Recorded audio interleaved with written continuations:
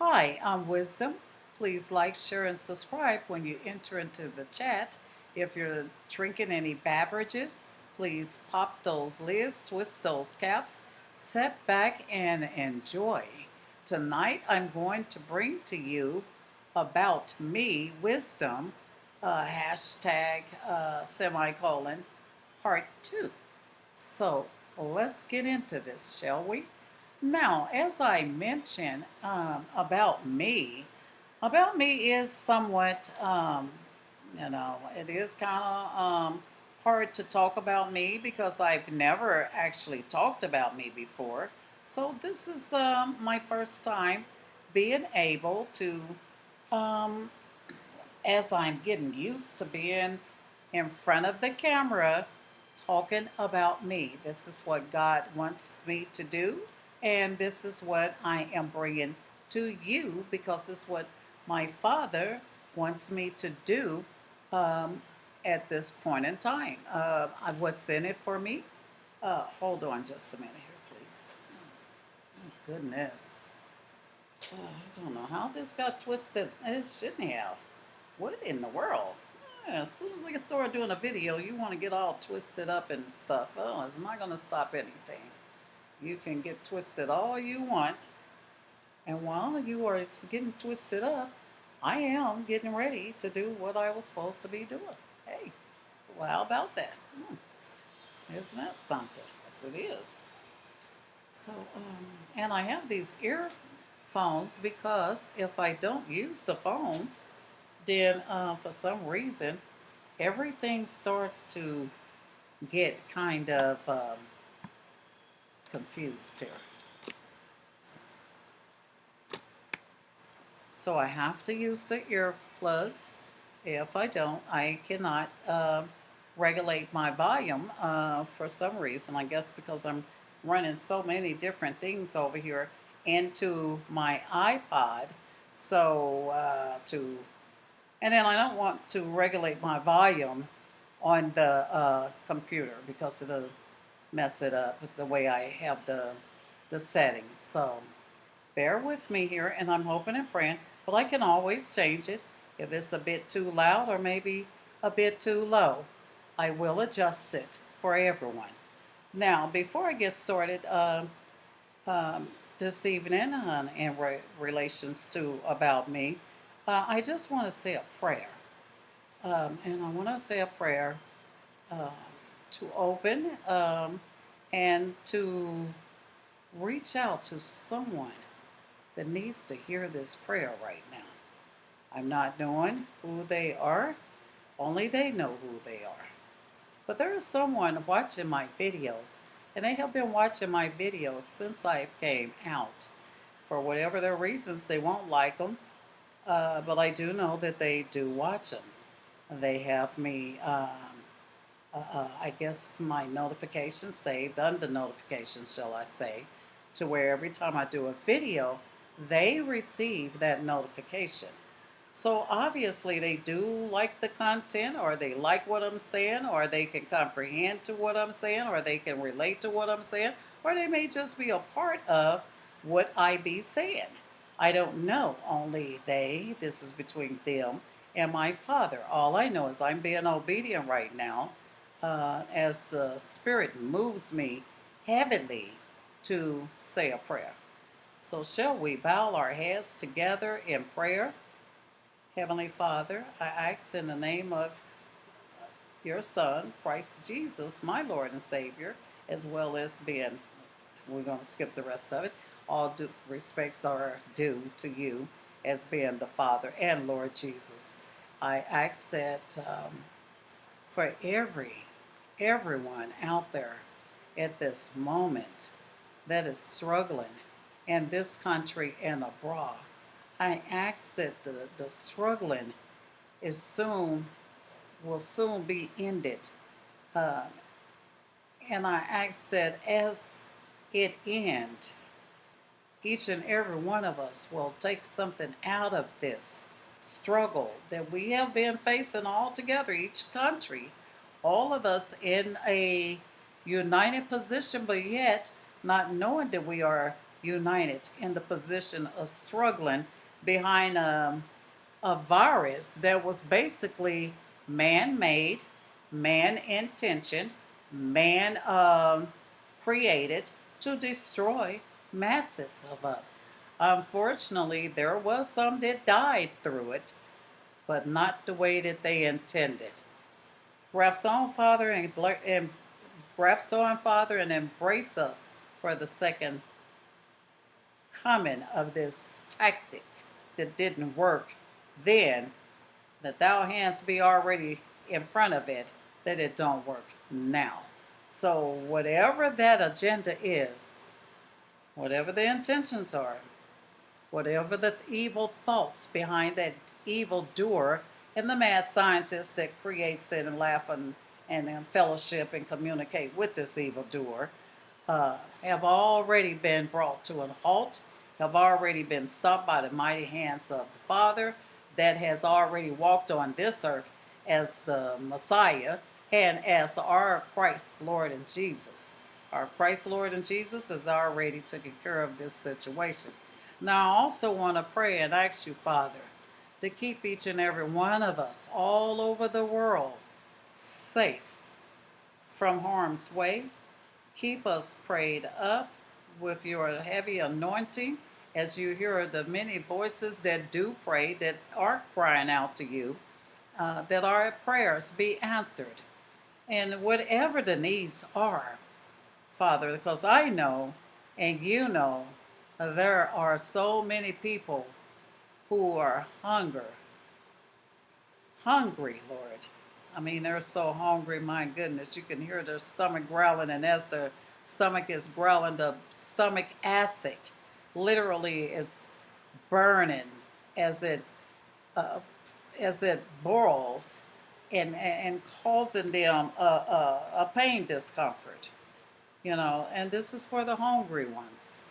Father, I ask that you bless them that they may be fed.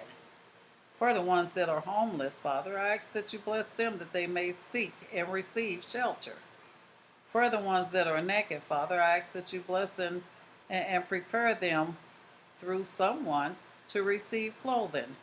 For the ones who are barefooted, I ask that you bless them to receive shoes or, depending on the circumstances, warm boots, that they may not only be in comfort with the shoes, but be warm as well in the cold.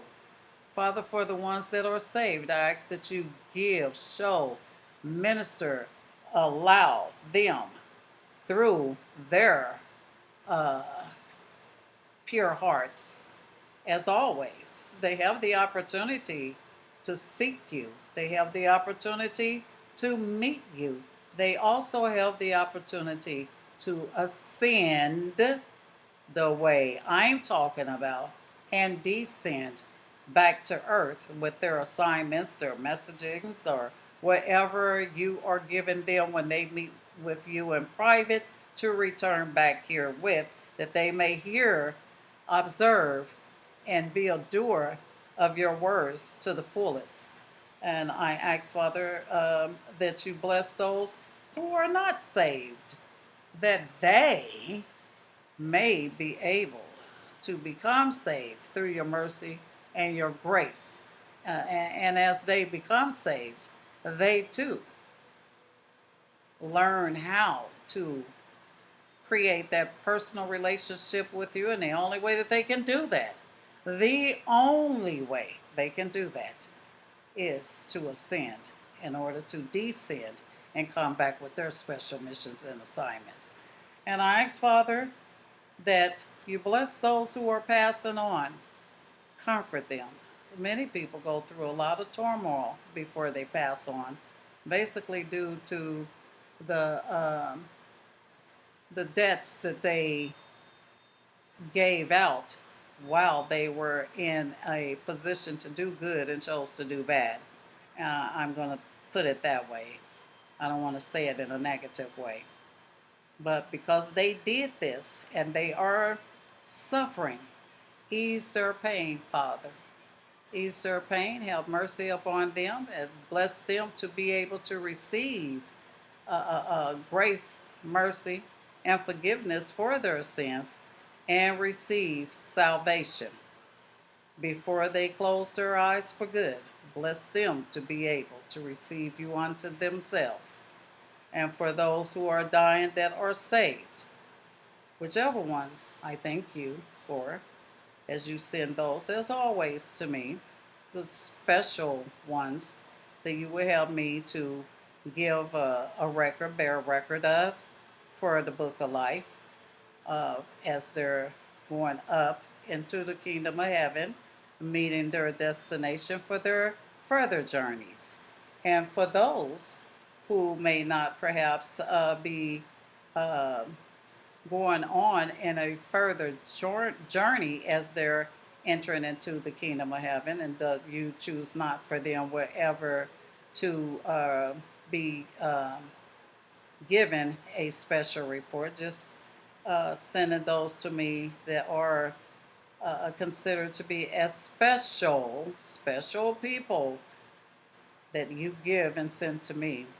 Blessed to be that when they come and when I receive them, and they shall arrive to me as always. Blessed be Heavenly Father, that I lift them up to you as I have always done.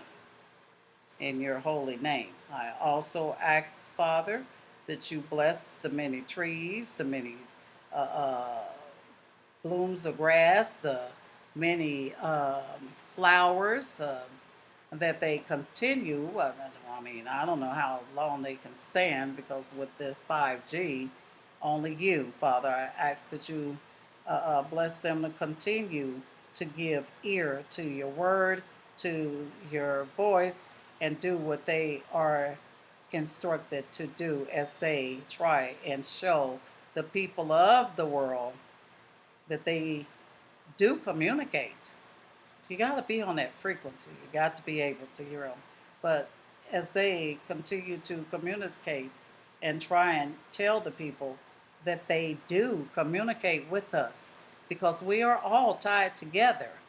We are all energy and sources of energy feeding into the main source, which is you.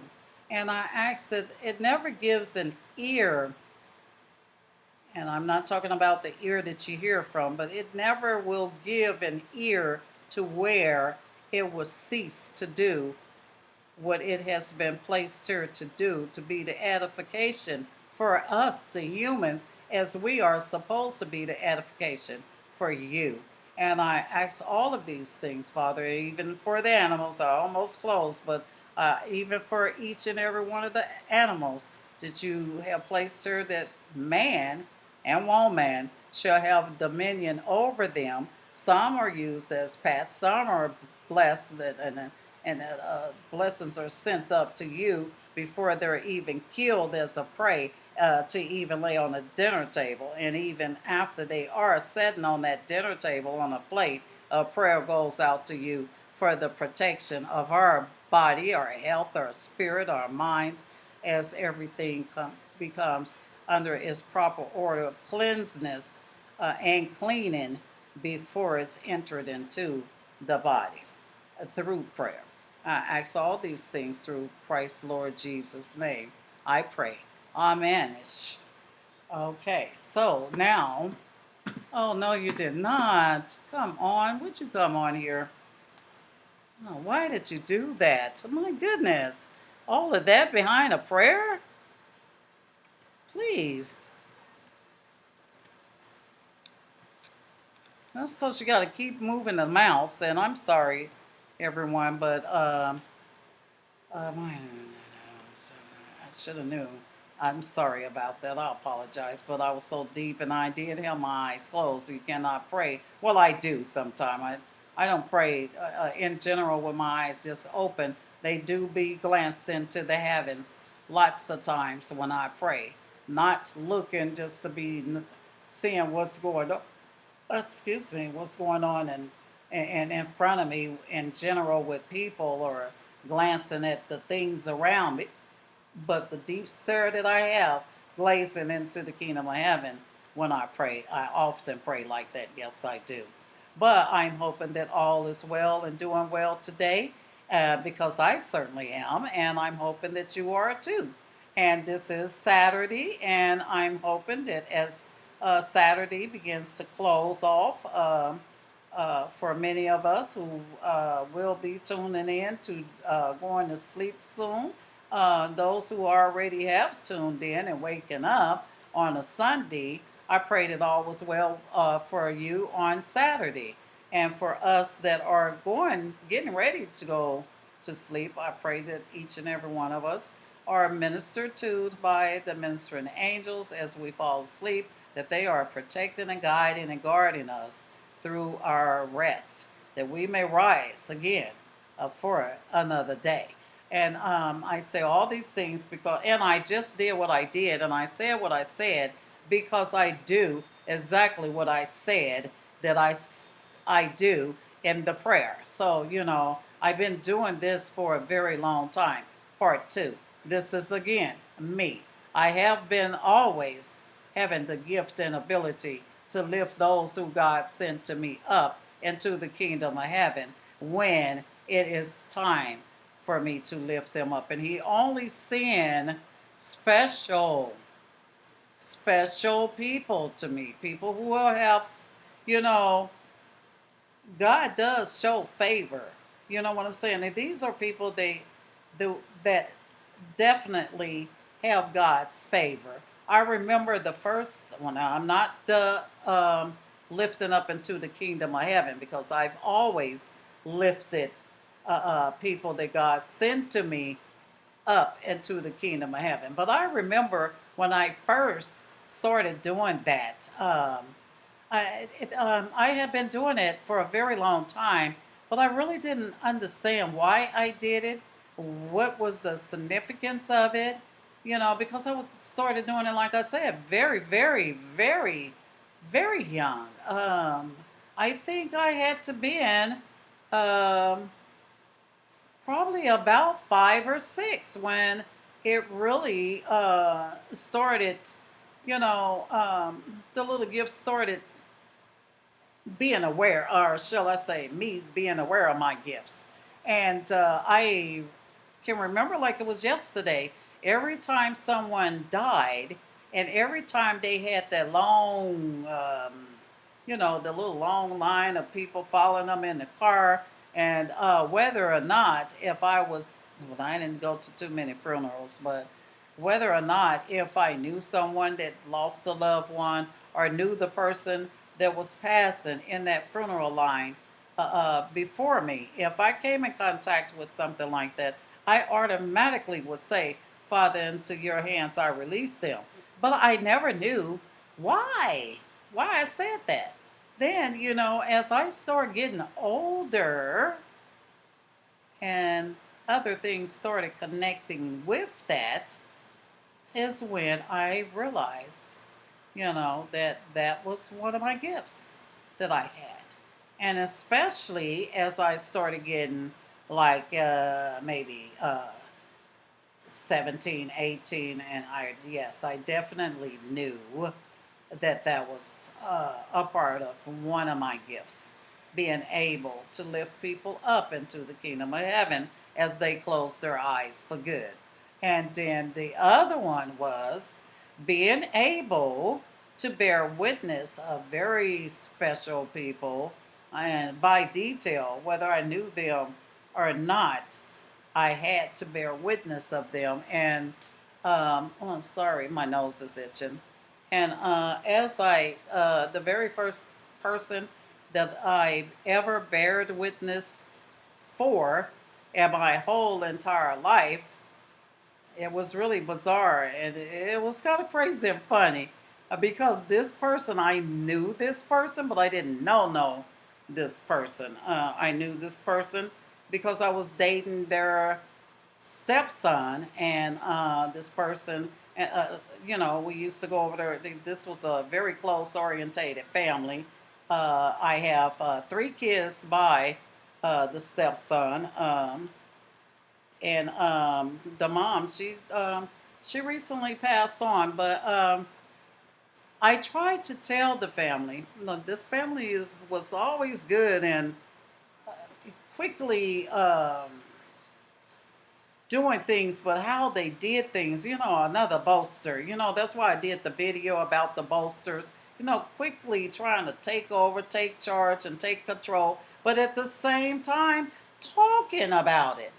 They did that with my grandson. I didn't even go to my grandson's funeral because they made me feel so bad and so unappreciative and really unworthy and everything else because, that family has money.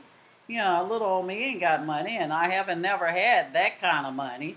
And they have money. They dress like hecka nice, and I don't dress like that. And but I do what I do with what I got. And but the thing about me is that's materialistic. Materialistic stuff die, but the spirit moves on. The body is laid to rest, but that spirit does not lay to rest. So, I never looked at life like that from the eyes of materialistic, or not even from the eyes of if I had a whole lot of money, I would do this, this, this. I never looked at it like that. God always kept me at a common standstill, a common, if you will, appreciative, um, um, appreciative. I guess I don't want to use the term life. I don't want to use the term stand, but an appreciative state of being. That I'll do it that way. Of being, because I'm here 1 minute, then I'm there in the 1 minute, and then I'm over here, and I'm over there, and here, there, and then for it is all around, and so. I never had no chance or opportunity to think inside the box because I was always outside of the box. So I didn't know how to think like that. And, in these uh, fucked up, vindictive, hideous damn ways. God never had my mind set like that. You got to be a pretty uh, evil person, bitter person, nasty person, hateful person, whatever, to have such a twisted mind to do things like that, help somebody, but at the same time, you helping them because you can. You and your family sitting around making eyes and smirking and giggling and, and then, thinking what you did, you know, uh, uh, was the shit, but you didn't do it for it to become the shit. You did it to talk about the fact that you did it. Not because the person really needed help or anything like that, but to boast. And so, like I'm saying, the first time I lifted, the first time I gave bared record of someone, it was this guy by the name of Arthur Johnson, which I called Mr. Johnson.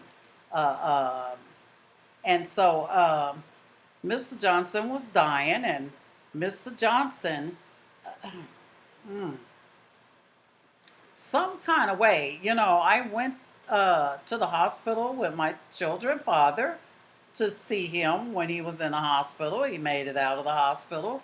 I told him I kept him in my prayers and this and that and the other. But how you rub people is how people will cling to you, how they will attach to you, how they will hold on to you. I mean, depending on how you rub them.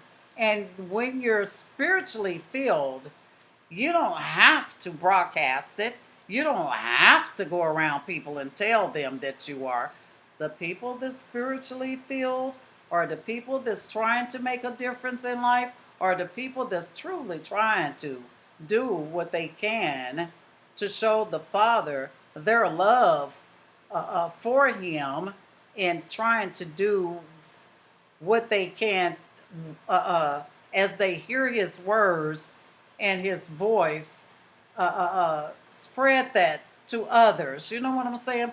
They know a spiritually filled person when they see them. Those people. Well, evil people do too. And they have evil intentions when they do. But those people know.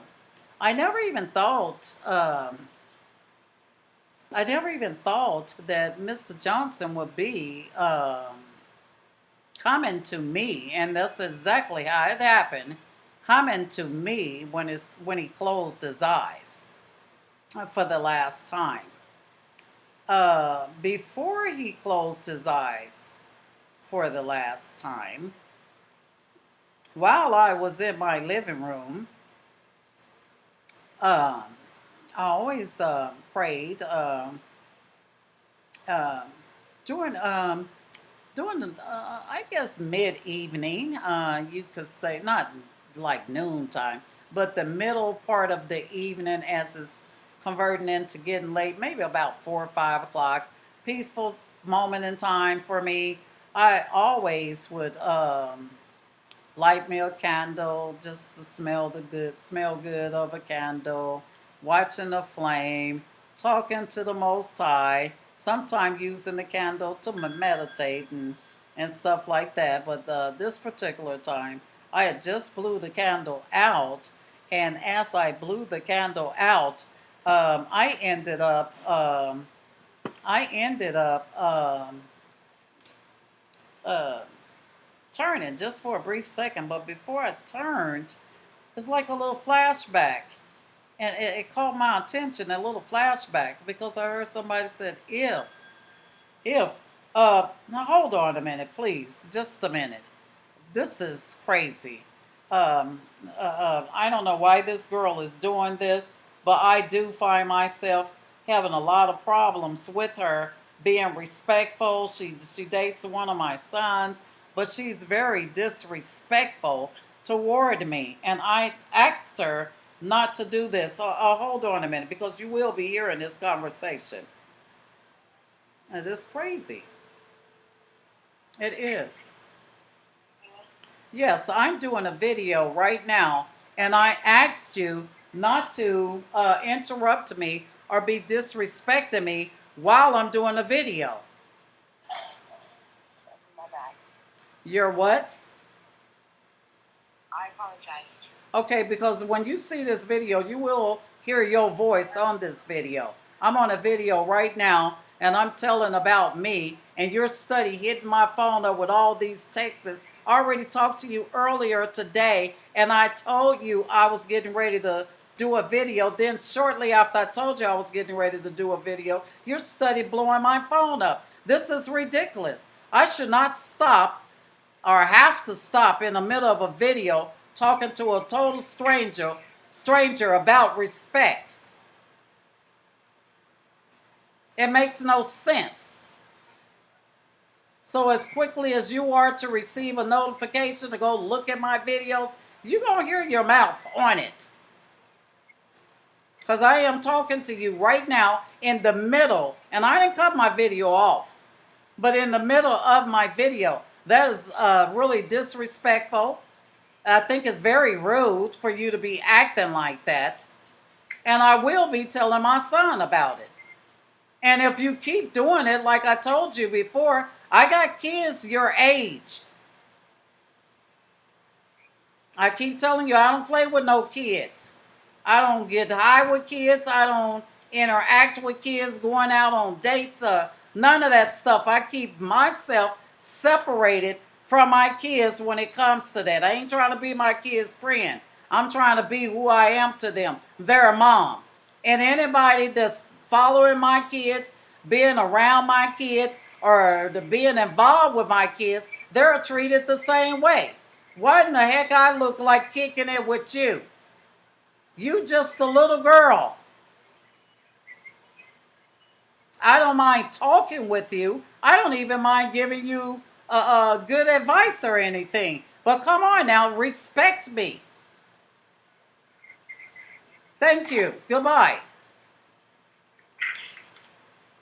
Shoes, gosh. And I think I handle myself pretty well. Can you see these texts? This is ridiculous. What business? I mean, did Terrell call you? Mom, all these question marks and shit. Do you still working on, it says, you still working on your videos? What difference is it to, what business is it of yours? I apologize, Mom. You still working on your videos, Mom? Have you heard from Terrell? Mom, do this, Mom. What? Get a life. Damn. It's just crazy. And then as I'm studying, and then I have my phone on because I never know if something gonna transpire while I'm doing a video, emergency situation. So that's the reason why it's on. But now I guess I'm gonna have to start doing my videos with my phone off completely, even the day that I'm gonna do a video, because it's 9:37 in the evening, and I started up bright and early this morning to start working on the review of my first video, part one, which is 2 hours, and I think it's 2 hours and 12 minutes. And I already reviewed it last night and the night before, because I have to tell you that video was done 2 days ago. I just didn't upload it because I wanted to make my final reviews. I want to review my videos before I upload them at least 2 to 3 times. After that third time, I'll go ahead and upload them, because sometimes I may be reviewing a video and want to take something out of it and replace it with something, or I just might want to add something else to it. Now, it depends on. And so, as I was reviewing my video, oh my goodness, there was so many people just calling. Just calling. I can understand why many calls takes place in a day for me, because I'm just a minister to a lot of people over the phone. Believe me, a lot of them call because they're having a problem or something, and they need some right away help and assistance, and some positive feedback on what they should do, how they should do something, or how they should go about something, or da da da. But now, just to be calling, just to hang out on the phone, or just be calling me, and then when I get on the phone, you want to hear my voice. Wait a minute, huh? Because, like I said, when I'm ministering, I usually cause a chain effect for some reason, because it's usually about 50 to 60 people calling me back and forth, asking, and they don't know it, but pretty much the same question, similarly, and I give one person that answer, and then they'll call back and ask something else, and then somebody will call behind them and ask what they just asked me, or somebody will ask me about something that the other person may have asked 2 or 3 days. It just goes back and forth, back and forth, back, and then it's kind of be like a 2 to 3, maybe 4 hour thing, doing this, which is I love that. I love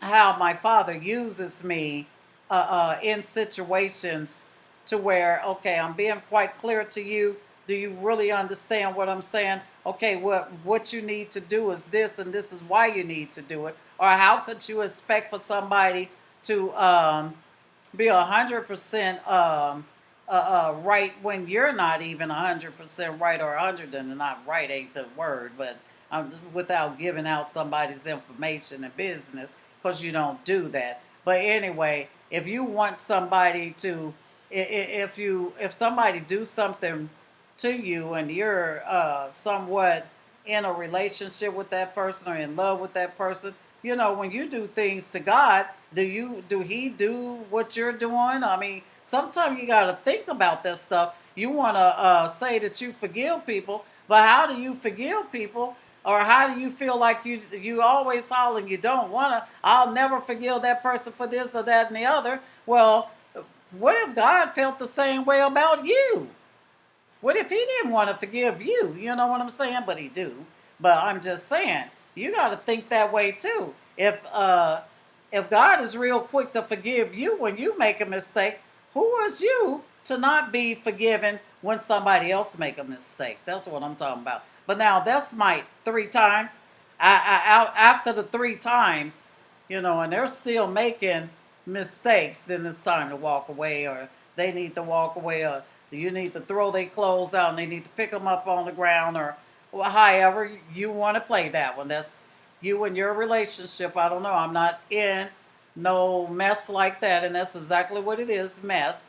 I'm not in no mess like that. I don't involve myself in that kind of behavior anymore. I was at one point in time, which is why I can give the advice that I do give. I don't never give advice from a perspective if I've never been in it, because you're not in that person's shoes or situation, but you can come close to it if you've had that experience. No one should be talking about anything in the Bible, which I see people talking about the Bible all the damn time, but you should not be talking about anything in that lying ass Bible, because that's what it is, without being an example of what it is that person's going through. You should have actually went through it too.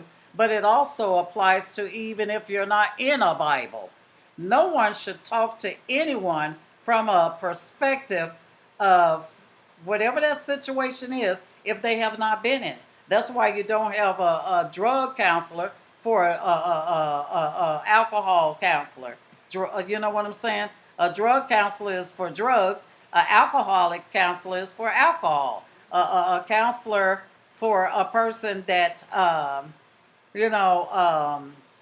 bipolar is a whole different situation. Or a counselor for, different counselor for different things. But these counselors have something in common with them, because they've been there and done did that. And they done went through that, so they could tell them. And it's the same thing when you try to minister to people or call yourself ministering to people. You must be talking from a level of experience. If you ain't never ascended and descended, and you really don't know what the hell ascended and descending is, I don't think it should be floating around the internet like it does. Because you can't ascend and descend unless you have a personal relationship with Christ. That's the only way you can ascend and descend. And ascend, you do go. And descend, you come back into that body. But you got to know how to meditate to ascend and descend. Because if you don't know how to meditate, you can't ascend and descend. And then if you really don't know what ascend and descend is, I'm not going to make my channel this particular video about it, but I will make a video about it, which I plan on doing that anyway, but I'm not really sure. Keep your eyes open for it, but I will make a video about it. Just like I plan on making a video of the correct way of holding communion. People they scare me with their communions, but yes, I plan on getting on here live showing you how to do a communion the correct way. Yeah. Mm-hmm. And a lot of other things I plan on doing. But I'm looking over there because I got my concoction is on. Like I say, I have a neighbor that lives next door, and I do have to put my little concoction on, which is like I make my own little porpourri. I make my own little porpourri smell good, and I put it in a pot and I boil it, because a person that suffers behind chronic respiratory cannot be having any kind of smoky, bad, foul, any kind of smells that's going to be getting into the lungs and messing with your lungs, messing with your breathing. So I have to have my little smell goods when she light up her weed next door. I have a little concoction on the stove. I have a fragrance oil um, vase, like a burner, burning the oil in the bedroom where my sister is, and then in the bathroom I have a scented uh, uh, puffer. You know, it burns the oil, but then a puffer, it blows out puff, a little mist, you know. So, yes. But getting back to Mr. Johnson, before I was so rudely interrupted, I never even, he's seen that in me. He's seen who I was. He's seen the spirit on me, and he always seen it on me, apparently. Now, when he stumbled, before he stumbled into my home for 2 whole weeks, Mr. Johnson had me. Ooh, Lord, I don't think I was ever that spiritually filled before in my life, and it felt wonderful. It was great for 2 whole weeks. I tell you, we ministered to each other, we fellowshipped with each other spiritually. You know what I'm saying? And we kept each other entertained until it came to that moment to lift him up. Yeah. And so, anyway, I seen him in the hospital, and this was just a vision. I saw him before he took his last breath. He was laying on the bed, and he said, "Father," that's exactly what he said out of his mouth. "Father, have mercy upon me. All I want before I take my last breath is to ask you," and it touched me, "is there anyone else that I could have helped or need my help right now before I close my eyes for the last time? I ask that you send them to me. Or is there anyone that I could have helped for the last time?" He said that too. "Is there anyone that I could have helped for the last time? I ask you, Father, to have mercy upon me, because I want to try to help. And it was not on my intention to not help someone if I could have helped them and just not be aware that it was somebody that came up to me that really needed help and I didn't help them. I ask that you have mercy upon me and forgive me for not helping that person. But if there is anyone before I close my eyes that needs my help and I can help them, Father, send them to me." And it was so, I mean, you're talking about somebody that was about to take their last breath. He was not concerned about dying. He was not concerned about where he going when he died. He was still concerned about helping someone. That's why it touched me. It moved me. You know, I was like, wow. I'm like, huh? But how? Why am I having this vision of Mr. Johnson? I'm like, that's odd. That's weird.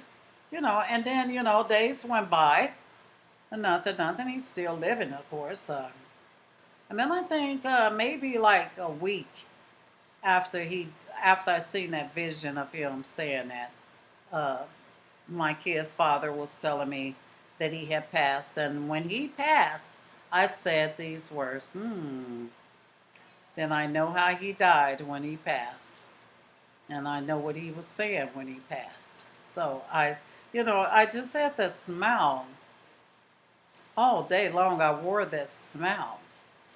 And so I would say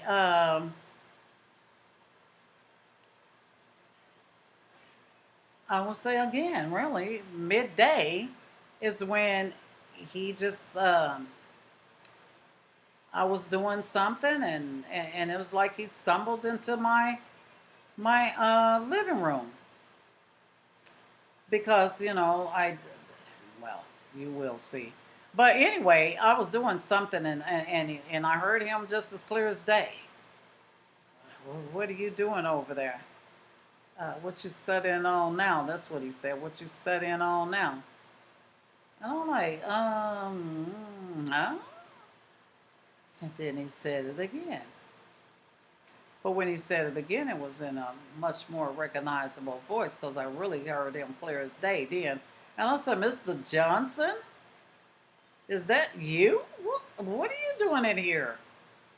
And yes, it was Mr. Johnson. And yes, we fellowshiped for 2 whole weeks. He wanted me to take a message to the funeral. But because they were the self centered people and because they were so much better than anyone else, and because they had a tendency of overreacting by being in control of somebody else's life and plans and goals. And, these are dictators to the heart, and because they were acting that way, and I just really couldn't stand the way they were acting. I just said, I'm just not going to go to the funeral. I'm just not. But then God did send him uh, in the um, in the living room to fellowship with me for 2 whole weeks, like I said.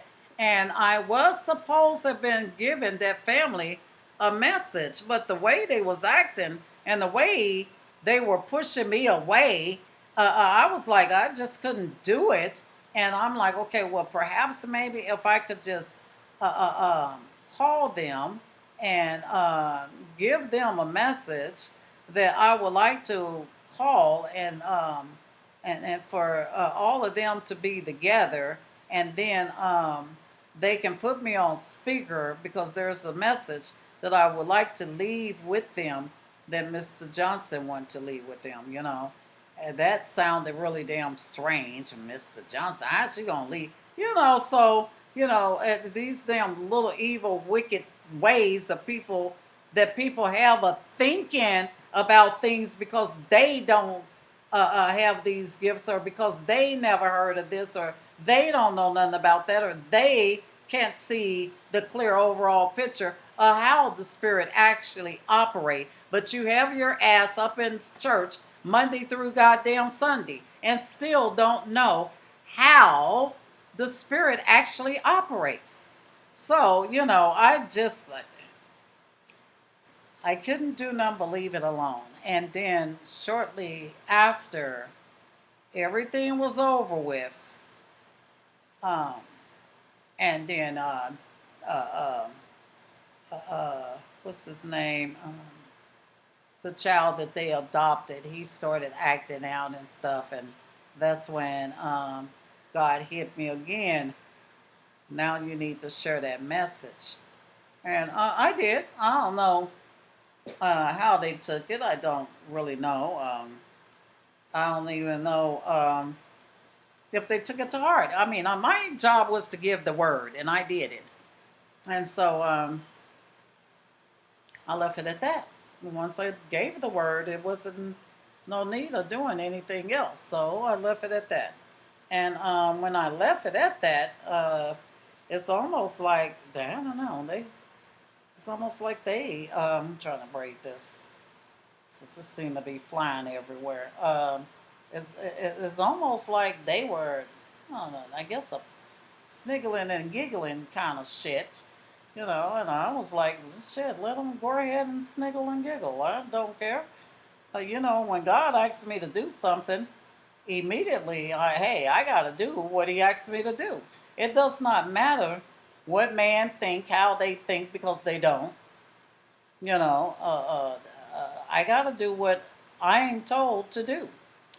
Um, my father told me to create this channel. I created this channel. My father tells me what to say and do on this channel, and I just say and do what he tells me to do. And that's why I don't have to write nothing down. I don't have to rehearse anything. I don't have to keep a journal of anything that I'm talking about or anything. I just, when it's time to do a video, or when he tells me it's time to do a video, I just come in here I'm sorry, I'm just itching all around my nose, and this might be something in there. I don't know. Um, but I just come in here, turn my iPod on, um, turn on which speaker I'm going to use, um, open up my laptop, log myself into the laptop. And then once I log myself into the laptop, I just basically take um, everything that I'm going to use or whatever he tell me to do. Sometimes I gotta pull little clippings because you see a lot of little clippings. I'm sorry, you see a lot of little clippings in my videos, and the mouse is over here, so I do have to, keep swerving it around or it'll cut off. But anyway, he helped me to gather all of my material. He helped me to pull. He is the person to tell me what to pull, first of all, because he's the person that's telling me to do the video. Go through I'll open up my Movavi and I'll pull up the imagings, and of course he's looking at them too, and whatever captivate my eyes as he's working and leading and guiding my eyes to pull this stuff that, get that, keep going, pull that, Now what I like the one before, let's go back to another, go back a page, let me see. No, he's literally talking to me, guiding me. Hey, we do it that way, because he did teach me everything that I know. Unfortunately, people are learning what they learning from a book, but I'm learning what I learned and what I know through my father teaching, and that becomes more personal, more real, or the person himself is teaching me. Like when Christ came, people was ecstatic when he came and he went to the first service, and they were reading from the scroll, and he had to stand up there and tell them, no, this, and they looking at him. That's why they wanted to stone him, because how you gonna read something from a book to the man that it's about, just standing right in your face? That's why I said the damn book is a damn lie. And it is. It started out being the truth until they just whacked away and added on and took away and stomped on, monked on, and mop babu, And hey, it is what it is now. It's discombobulated and a damn lie. So if you're going to teach people about God coming here as Christ, don't say God and Christ are two different people. And if you're going to teach them that way, then you need to teach them the right way. But if you're going to teach them the right way, then you need to let them know that the Bible has been chopped on, whacked on, hit on, beat on, jumped on, chopped up, tore up, and every other kind of up, and it's a very great possibility that you may not even get any of the words that was inspired to many men's of his choosing and selection to write those scrolls. Done been some of them hid and some of them sent somewhere they shouldn't be, and different ancient villages has been assaulted behind us, even getting scrolls to put in our bookcasing to show people that are studying material that you have this, but is that the right shit? Did you actually translate what was on that to us? I'll tell you, no, they didn't. That's how they're able to go to some of these deep secret caves and using what is on the scrolls to work their magic. But see, they always doing things to where it's just them, like the aliens, like they the only one. But look at all the shit they got to do. They have communication with the aliens. You ain't got to do that. You do not have to do that to communicate with the aliens that they call aliens.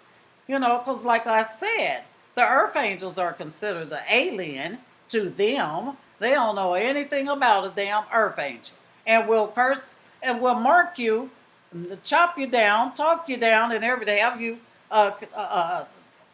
you before people as they convince people that you are, no, there's no eyes, nothing wrong with you at all. It's just that they really don't know what an earth angel is. They don't know that fairies are real. They don't know that mermaids actually do live in the sea, and mermaids are very powerful. But all of the frequency, look at the frequency of the mermaids, how they talk, and that frequency echoes in the water, underneath the water. You know what I'm saying? And then you on shore somewhere, nobody else hears the mermaids talking but you. That's gifts. That's gifted, spiritually gifted, because you're spiritually connected, and you know that you are connected through the spirit because you're able to communicate with any and all things. The spiritual, even the people, the spirit that makes them who they are.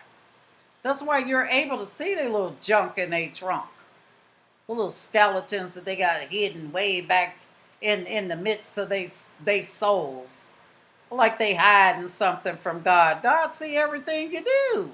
He know your ass was dirty when you stood up and said, "I'll go for you." No, you won't go any damn where for me, because I'm not sending you. I didn't call you. You called your damn self.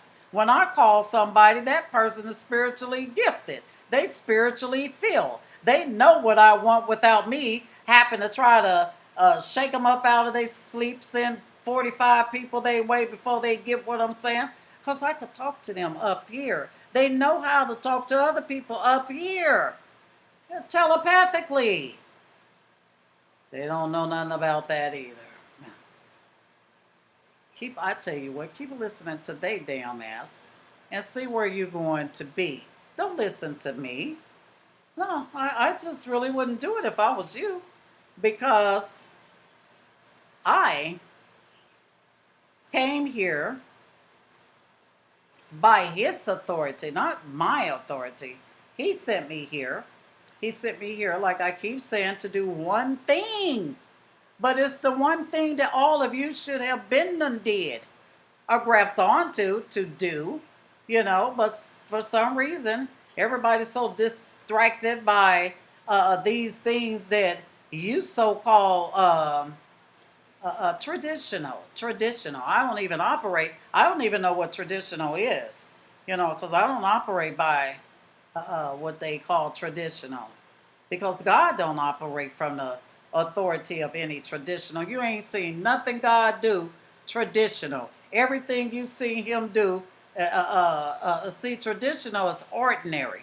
And any and everything you've ever seen God do is ordinary to bring about something extraordinary. That's what I do, So for me to be talking about me and talking about me on that level, and ain't no damn body on YouTube talking from that level, that must tells you something about me.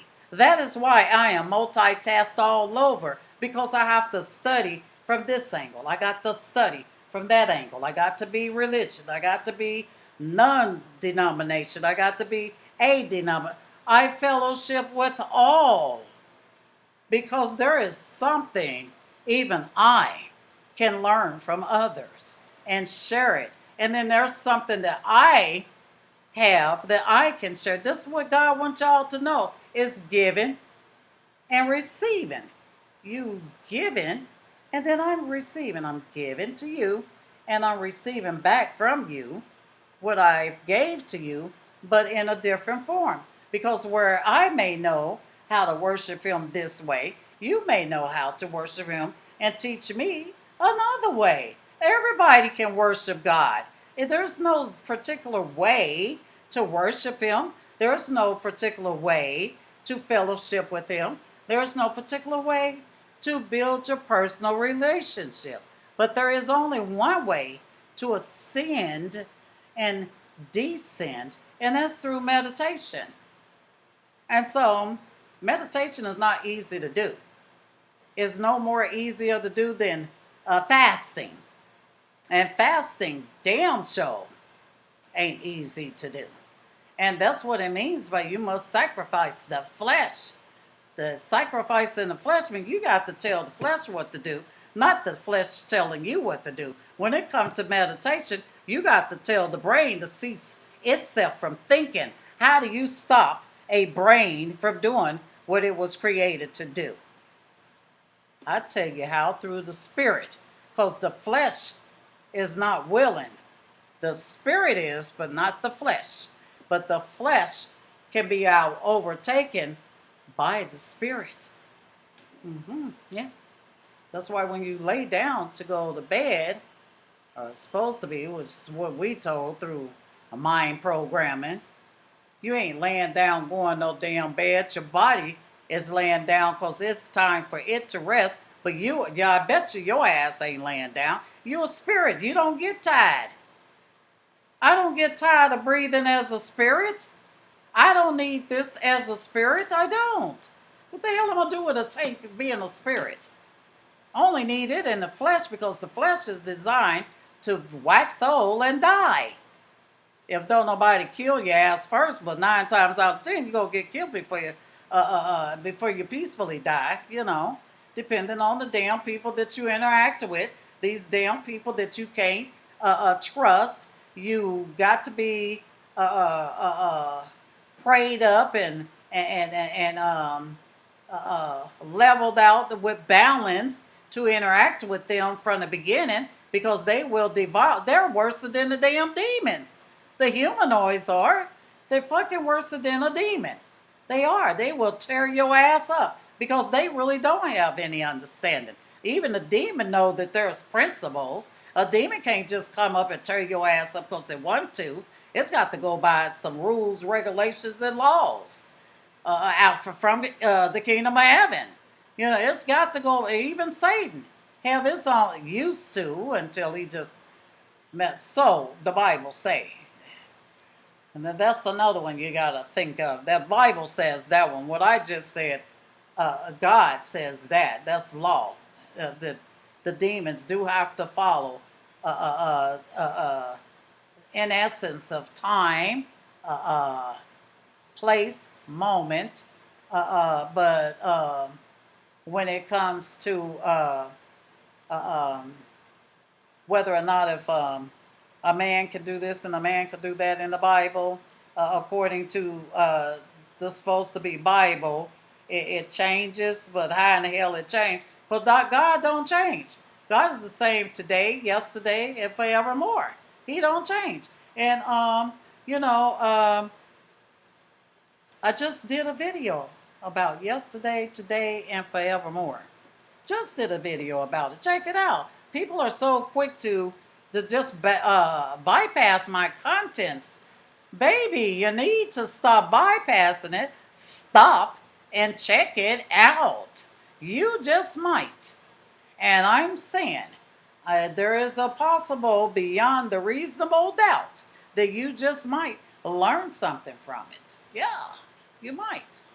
No, I guarantee you that you will learn something from it. There is nothing to do with no, you just might. You will learn something from it. Because you'll learn something from me.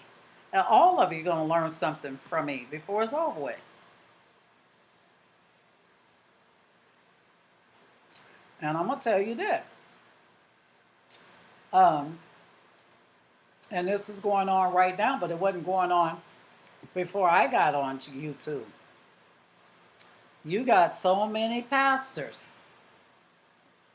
preachers, teachers, evangelists, and everything else on YouTube since I started doing YouTube videos and started talking about the Most High, God, the way that I'm doing my videos. You got a whole bunch of people coming out with videos about God, their perception. This is to make me somebody that's from up there that was sent here to make me look like I'm just making up some damn shit out of the clear blue sky or something. I don't know, but I guess if you ain't never been up there, you don't know what the fuck. I could tell you a whole bunch of shit about up there, and I can tell you a whole bunch of things about down here. Because when he said, let us, and everybody's always questioned that, haven't they? Huh? Who in is that exactly? Just who? I'll wait. Exactly just who was he talking to when he said, let us? Who in the hell is us if it's only him?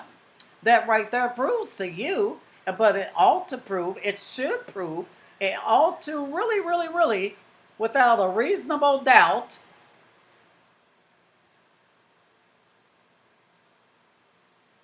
yes, it ought to prove to you that there is somebody outside of him. It should prove that to you. But because you're also quick to think the worst of anyone and everyone for whatever your damn reasons are. And I don't know why people waste their time trying to find fault in other people. Why do that? I mean, what could you gain from that?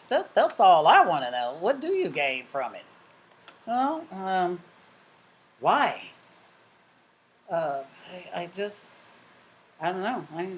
Mm, I find the whole thing relatively odd. That one will go through a whole bunch of changes to prove that somebody's a damn lie, or don't even know anything about the spirit world and how you interact with spirits that's from beyond, and try to prove you out to be a lie. Well, she couldn't have said this. Well, she did it. She took it the wrong way. And no, it don't work like that. And, making jokes out of shit. It wasn't never a joke when you told it.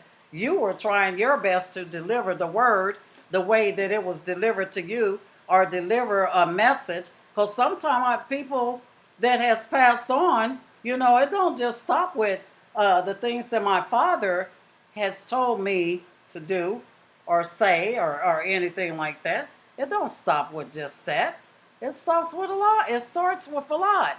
There's many of things and people and places, what have you, that I come encounter with that want me to do this. Like Mother. Mother is alien. That's what you call an alien.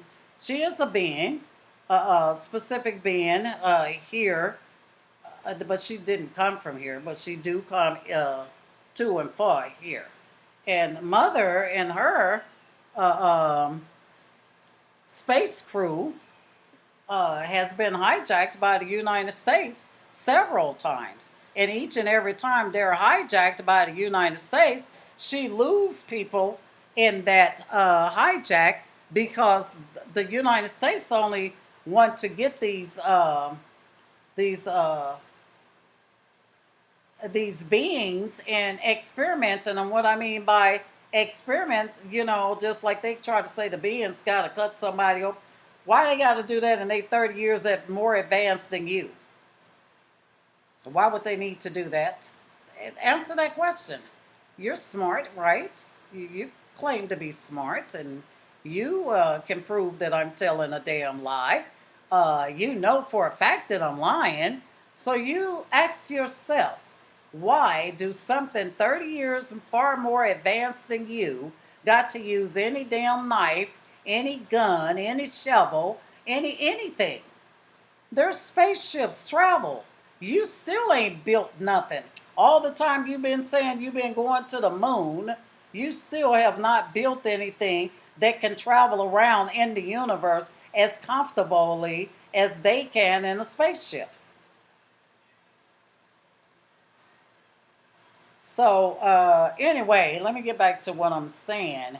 So, the United States always try to apply pressure to Mother when they shoot down one of the spaceships, and lucky enough, and they take them into apprehension, and They take them deep down underground to the laboratory that they keep them in until they, of course, end up destroying them because they don't understand the aliens while they are experimenting on them. What are you trying to see what all they could do, how they could do it, and learn their ways of abilities and those things will never teach. They will give you something for exchange, but they are not going to let you pick their mind when their mind is far more advanced than yours. So a lot of times they do bring unnecessary disasters on the earth because mother is trying to free her crew, and like they be taking them to these hospitals and take them under because the hospital has a basement, but there's also a floor up under the basement that they take these aliens to. Yes, there is, and it's in all the hospitals, not one, but all the hospitals, because they have to have it in all the hospitals because they don't know where they may have to shoot a spacecraft down. So the point is not shooting it down to kill the alien, but shooting it down to recover the alien and take it and experiment on it. And so when I was in the hospital around or about the same time mother was, and me and mother was communicating, and mother was telling me that she may have to use me as a radio frequency to radio her spaceship, giving them a signal as to where she was to come and get her. Now I know what the hell I'm talking about the space people. Okay? I'm not making this shit up. And at the same time, she was communicating with me. Then eventually they picked up that signal and interfered and tried to apply pressure for her to tell them something. And they were going to use me as their host to get it out of her. And mother said, no, it's too risky. Don't do it. And so they kept coming in there, trying to act like I'm sedated. And they asked me, or so, are you going to do it or not? But in order for you to do it, you got to be able to convert over to this and make things a lot more smoother. And the mother said, don't, it's too risky. She said, but we can communicate telepathically to send that signal. And they wouldn't know anything about it. And that's what we did. And then they got mad at me and tried to make it a little bit harder for me to come off of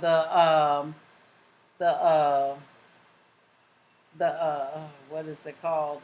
The CPAP, to move on to the air flow. What is it? Flow vent.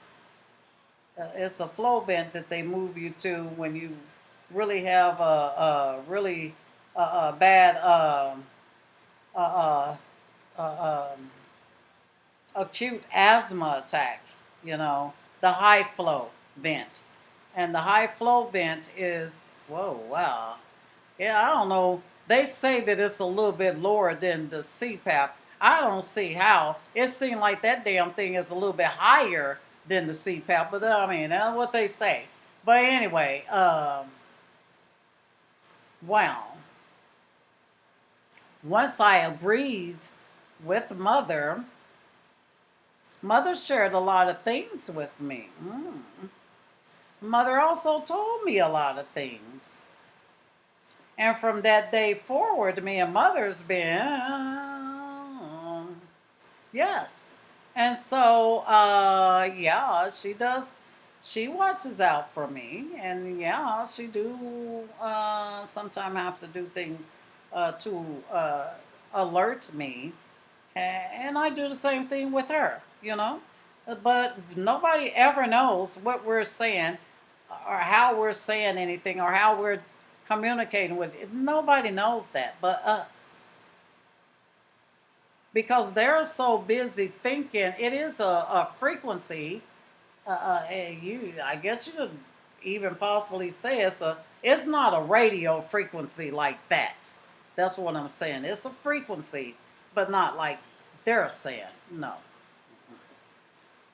But yeah, it's better for you to communicate with them than to continue to communicate with the people down there on the hill, Shit. Because those are the ones keeping you from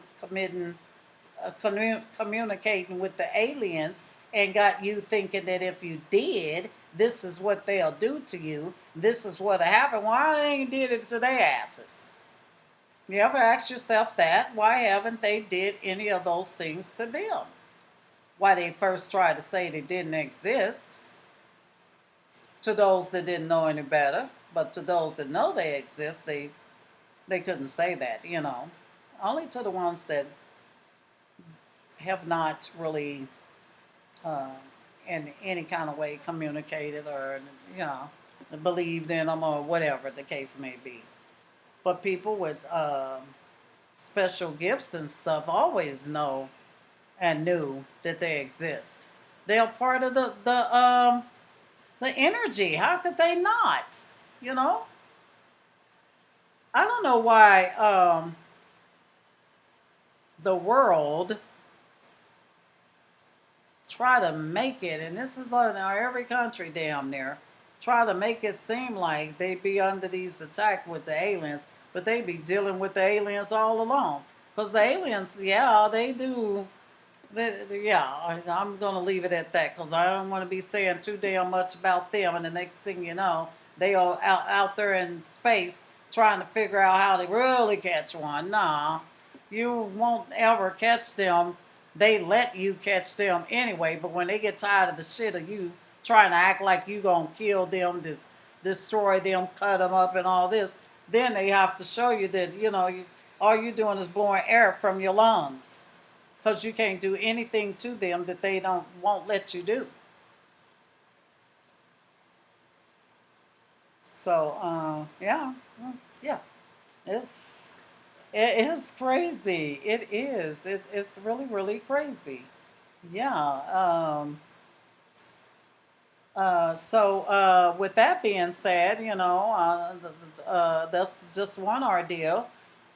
In reference, I didn't want to go that far, but I had to kind of let you know that when I'm talking about mother, I gotta explain why mother is mother and why me and mother have a good relationship, and how I got started with her.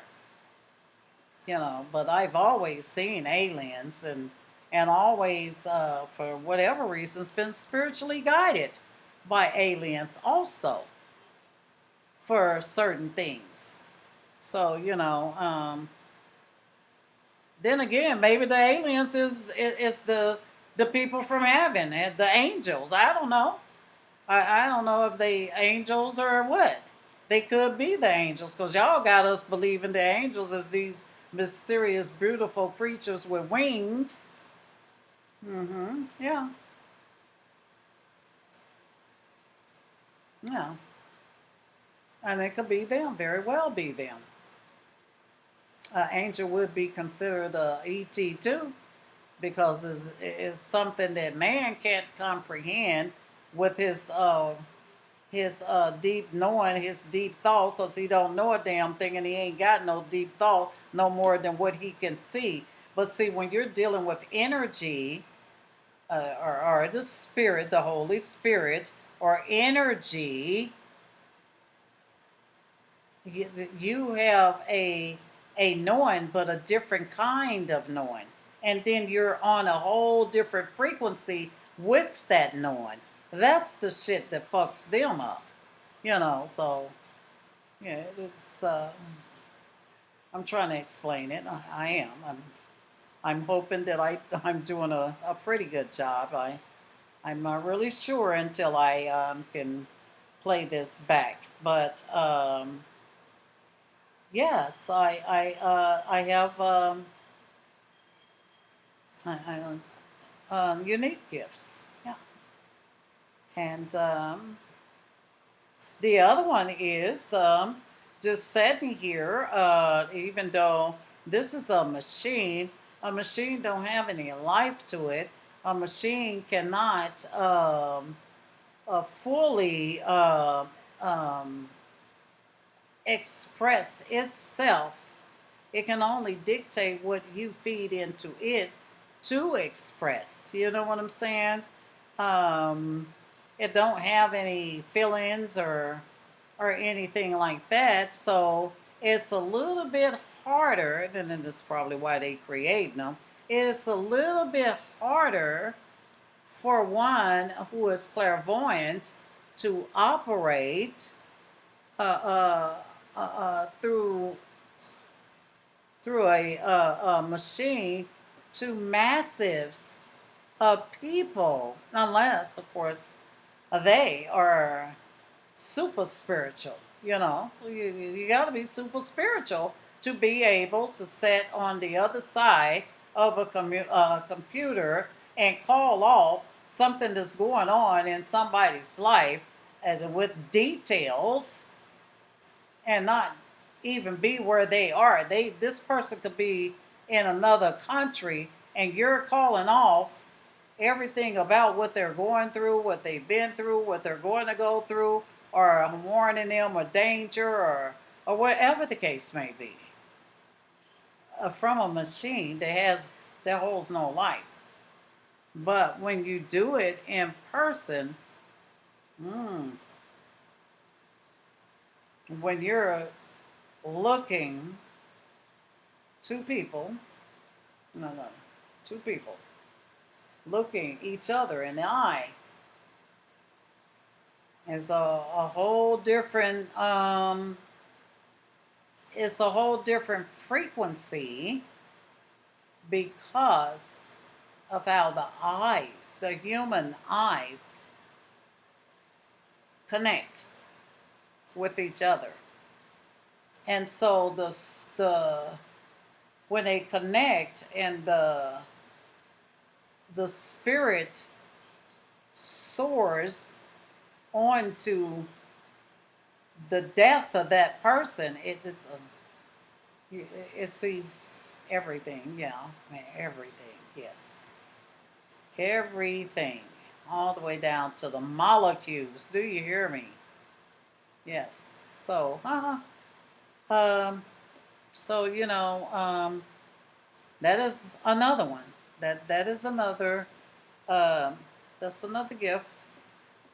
Being able to, and I do not like that at all. I've never liked it. Seeing through people, I don't like it. And the other one is just knowing something's going on, hearing so many different voices from a whole different side of the world, or shall I say, a whole different side of America, when a mass of people are about to die, hearing them scream and you know. But anywho, I'm just saying this. Yeah. Well. Mm-hmm. So say that it's lies all you want to, and you can acknowledge it as being true. Only person that can tell you anything about the kingdom of heaven is the people that done been there.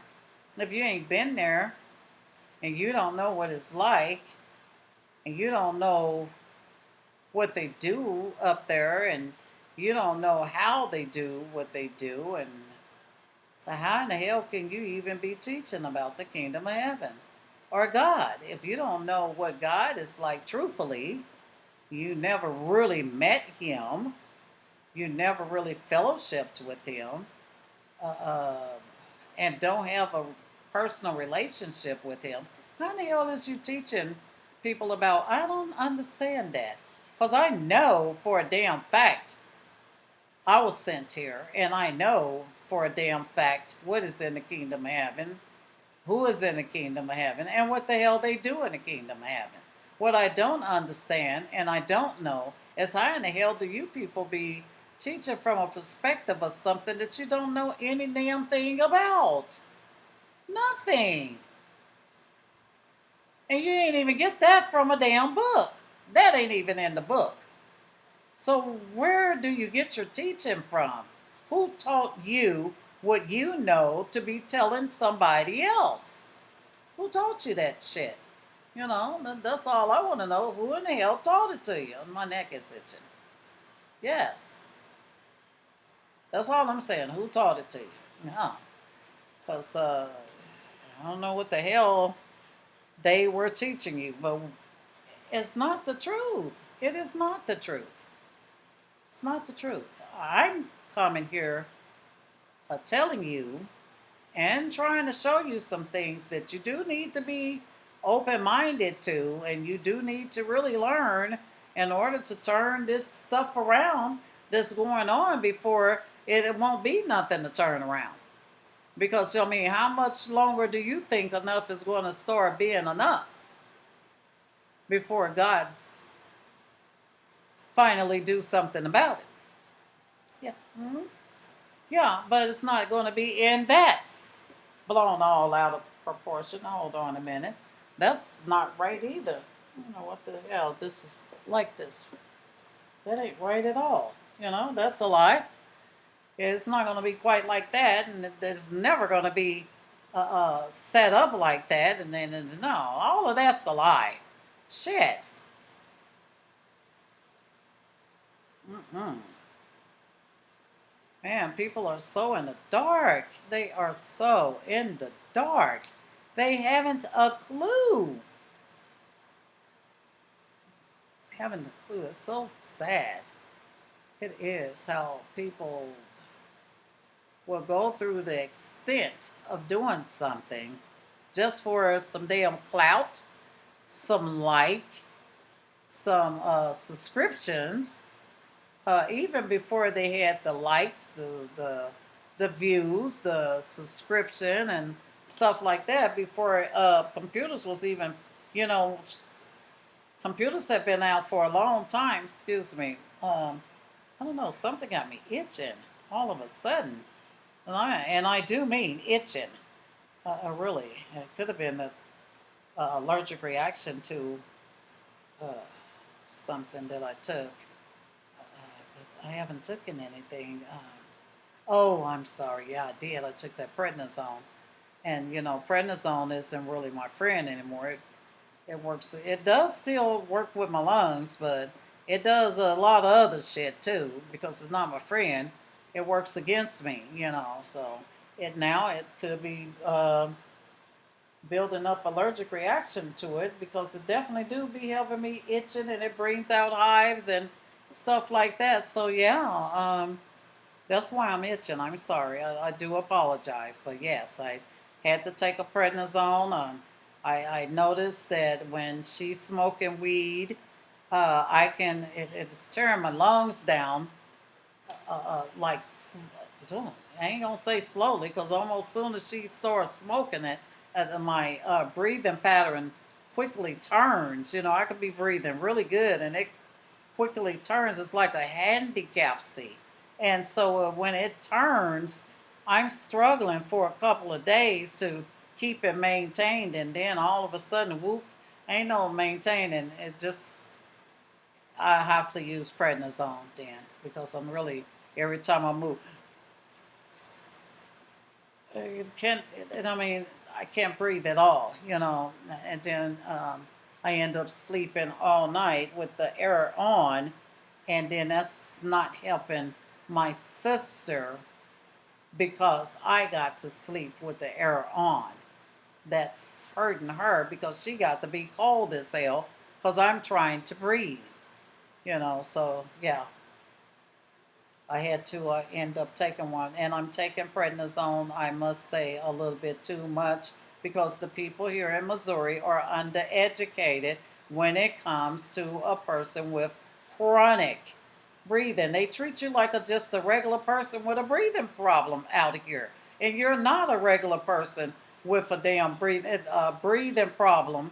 I don't have a regular breathing problem. I have a chronic breathing problem. And I live on the second floor in a senior building where the motherfucking smoke alarm, because it's a senior building, and some of these seniors are in denial of being going to a nursing home where they still be trying to take care of themselves and feed themselves and always causing these damn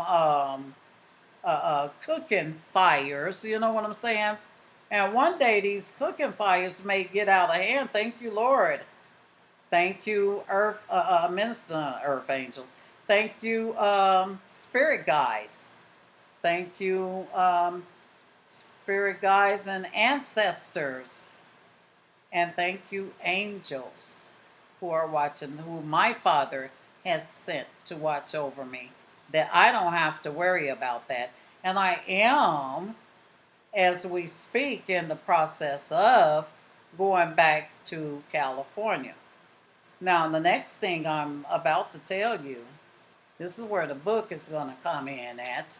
The story of my life is everything that I'm telling you now. It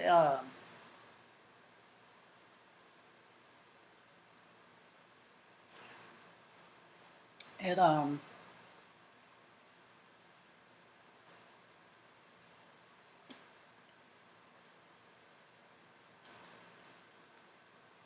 being chosen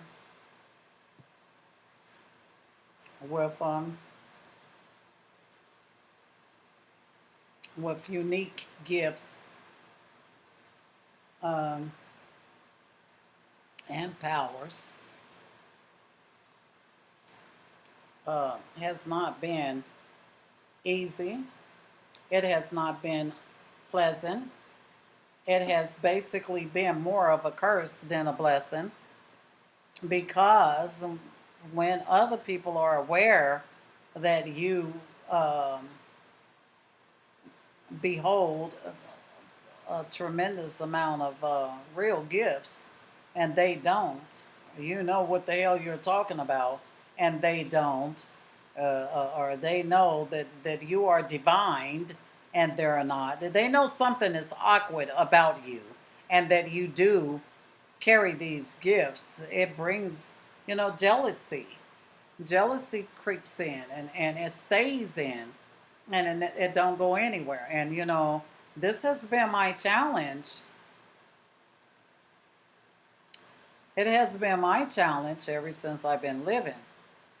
Now, my biggest challenge ever since I've been living, and I don't hang out in the street.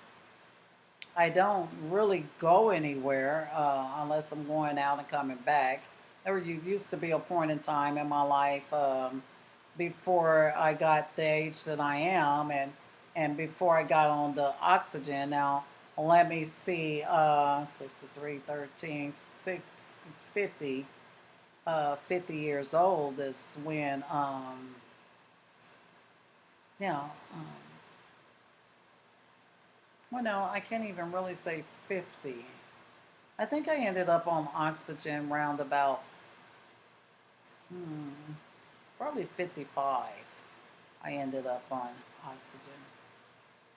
Yeah, about 55. Yeah. Yeah, about that. Yeah, about 9 years ago. Something like that. Because I know I didn't have. Well, I tell you, I ended up on oxygen in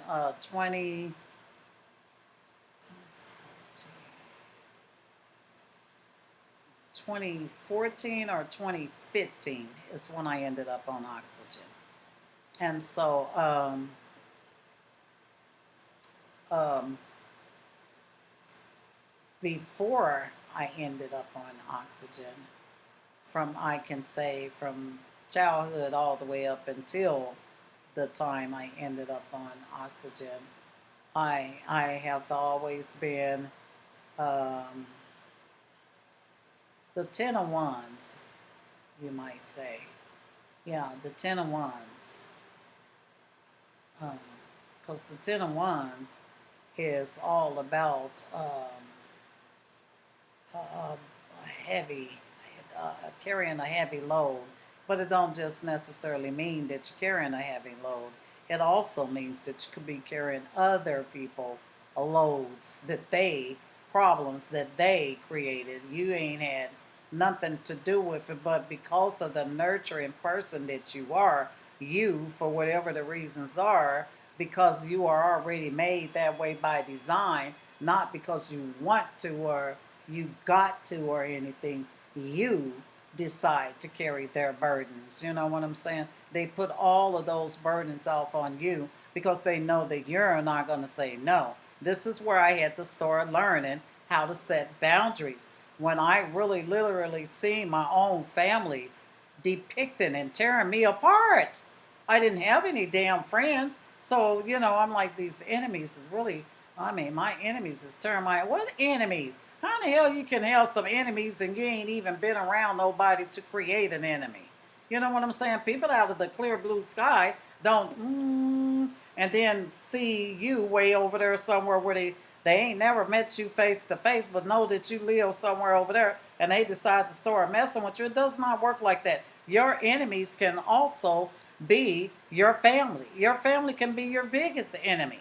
You know what I'm saying? So if I was born into a negative family from the beginning, and the whole family is negative, nothing good to say about each other, despiteful, uh, uh, they spiteful, they're crooked, they're evil toward each other for no reason, but they'll treat an outsider better than they will a damn brother or sister. You know what I'm saying? And then here you come with all these gifts. You look better than them, and then you seems to never need help no matter what happens. You always seem to have and hold your own. That brings about questioning. Questioning. A question arises to where this question, when it brings the question, it's asked. They're asking, well, how come she never go through this? How come she seem to be so comfortable? How is she living like this? She on a fixed income. I'm working my ass off. I'm this, I'm that. How's she doing it? So, what can I do? What can I do to bring her down? For her to taste a little bit of what I've been going through for life and this and that and the other. And then they end up doing some sneaky shit to you. And then, yes, they bring you down. You go back up. You still reaching out to them because they family. It's been up and down, up and down, up and down all of my life. To the point where, I can recall back at a point in time in my life where I literally, when my mom had like 3 clubs, and she worked all 3 clubs, but she would be at one club for a certain amount of time, and then she'll go to the other one, or she'll be at one club for a good 2 or 3 days and then bounce to the other one and be there for a good 2 or 3 days, and then go back to the other club and be there. Then she worked like that. And if we wanted extra money or something like that, we had to go up there and do the dishes, clean up the kitchen, and all that stuff for the little extra money. But in the meantime, while she is working her club, she cooked there, she shot dice there, and many people that may watch this video who may be gamblers that do know about shooting dice in the horn and outside of the horn knows exactly what I'm talking about. She was a gambler. She either shot dice or she played cards. One of her favorite game that she won a lot of money from was Tonk or Pity Pat. You know what I'm saying? Yeah, it got to the point where being gifted, um, well, it caused a lot of things. Being left at home alone, nothing but girls and one boy, and he was the one next to the baby out of 10 kids. Do the math, and so basically all girls. And then, being in a small town, and so the boys of the small town, the bad boys that were damn near grown, knew exactly. They had it to a down pack to a T. When well, they probably even went up there. That's what I always thought. They went up there, seen her at the club, came to our house and broke in, beat us up, and made us sleep with them. Sexually assaulted us, in other words. Well, it got to the point where they wanted to sexually assault my 7-year-old sister. And then I, myself, and my sister Brenda are the ones that they sexually assaulted. And it got to the point where we didn't even have any other choice. When we seen them walk in the door, we just take all our clothes off and just go on. We know what they came from. Just voluntarily give it to them so they could leave, just to take their mind and focus off of trying to molest our youngest sister, who was 7 years old at the time. And then I never knew what a childhood was, because by my mom having those three clubs, a great deal of responsibility fell on myself and my sister Brenda. And so we had to be big sisters, which we weren't the oldest. Our oldest sister, we never knew where she was most of the time. We hardly even grew up with her. She would come into our life and leave right back out the same way she came in. Or she'll wait until we went to school and come to the house and steal all of our school clothes and stuff, and we wouldn't see her for months, that kind of stuff. So, I remember we had to, I don't know who's out there know anything about, I'm gonna say the late 60s to 70s, and possibly 80s, in some part of the region in the United States of America. There were people still living with what they call coal stoves. That meant that you had to put this black block of the shaped like a rock or something, but it's called coal, in the stove. A stove, not a wood burning stove, a coal burning stove, similar to a wood burning. In the stove, with some wood, kindling wood, and some paper to make a fire to stay warm. That was your heating. That was how you stay warm. They didn't have central heat and air, unfortunately, in that part of my time when I was growing up. Um, they had those coal stoves. Well, being born in a home full of nothing but girls and one boy, that happens to be one child from the baby, he was too damn old too young to pack coal, chop wood, or anything like that. So, as I said, myself and my sister Brenda had to take on the responsibility of making sure that the coal stove stayed lit, and that our sisters and brother had warm, adequate heat coming from it, and we had to go to the laundry every weekend with a shopping cart full of clothes to wash and dry, and then return home on foot. And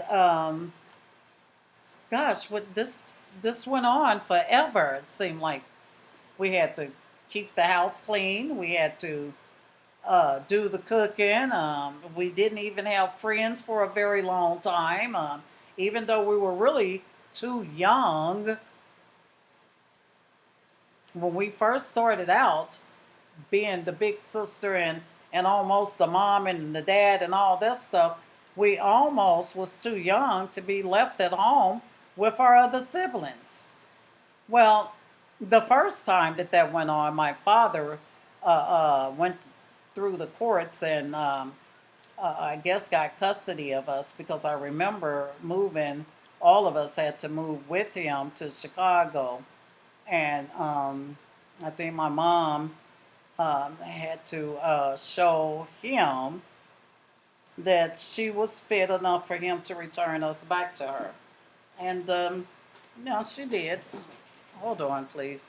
I am getting really hot, and I got to cut this air on. So hold on just a minute, please.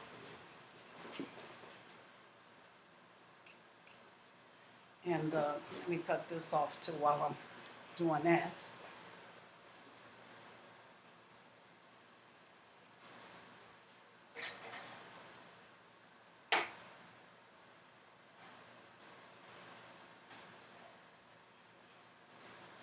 Uh, yeah, I'm sorry.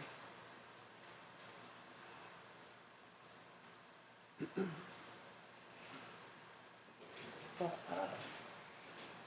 yeah, I love my chair. and yeah, she had to put this way.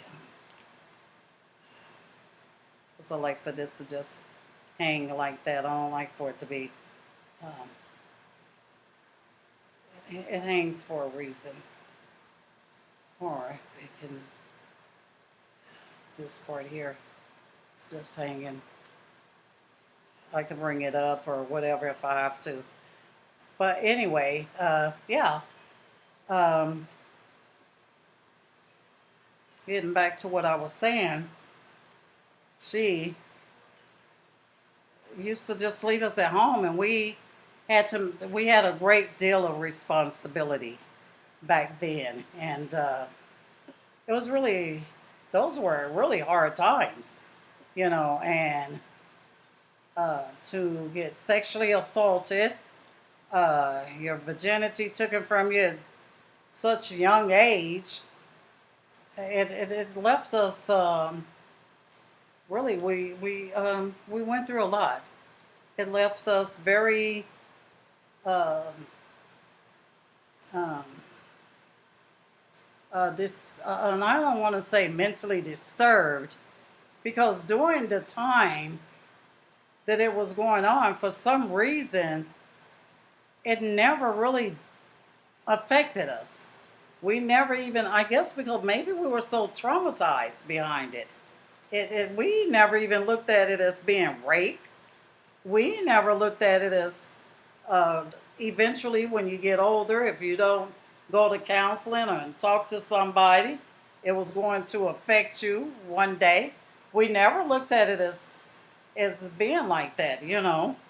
But for years, I certainly was, and my sister, we had kids ourselves, and as we started giving birth and having our own kids, we did good in life, for a long time. And then I first started having problems in relationships and stuff like that, and seeing where, for whatever the reasons, I really couldn't trust a man, and I really had the fear of trusting a man, but it was always because I was in abusive relationships. Of course, you can't trust some damn body abusing you, and you're wasting your time thinking that you can, because you can't, and you also wasting your time thinking that they're going to change, because they're not going to change. An abusive person in a relationship only becomes that much more abusive. And so it started really, let me see, it started really taking a toll on me, I guess, in like 92.